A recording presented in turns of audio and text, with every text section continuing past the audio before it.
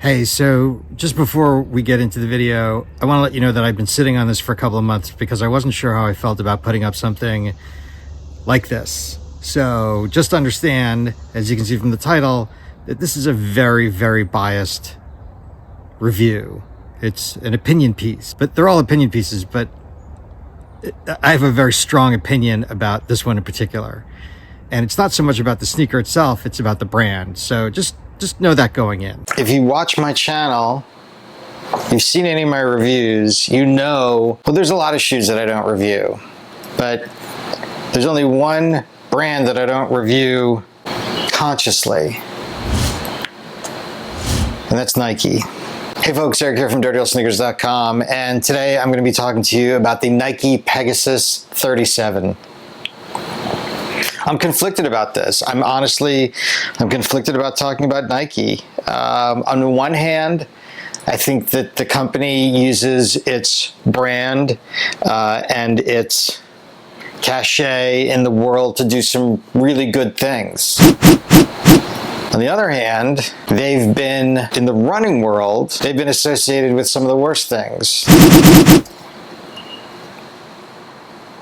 They've also been accused of covering up things in the cycling world.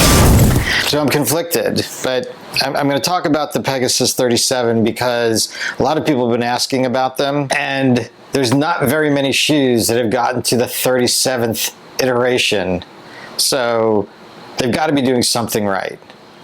At least from a construction perspective. So I've gone out in a few runs in these.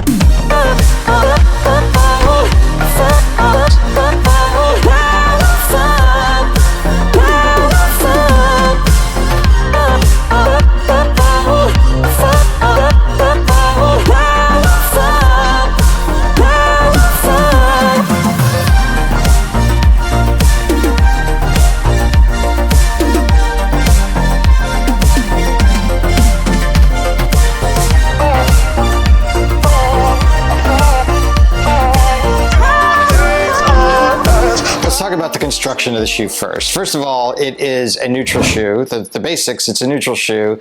It's going to come in at 10.2 ounces, so not on the super light side. And it's going to run you $120. So, you know, right in the sweet spot in terms of price for a neutral shoe. It's got a 10 millimeter drop from the heel to the forefoot with 24 millimeters of heel stack. Down to 14 millimeters in the forefoot. And the midsole is the Nike Zoom midsole, which we'll get into in a minute. The upper on the shoe is an engineered mesh, just like you're going to see in any running shoe these days, unless it's knit. Tongue is unpadded, and the heel cup does have this little sort of Achilles bump that's slightly padded. I found this honestly to be a little annoying in a regular shoe, not a racer. I felt it the entire time I was running. I didn't like it. Let's talk about the midsole. The midsole is where all of the technology, all of the R&D really goes. This is why you buy a shoe. You buy a shoe for the midsole, and this is Nike's Air Zoom material. It's not an EVA foam. It's not blown rubber. It's Nike's own proprietary foam. I didn't find it to be that great.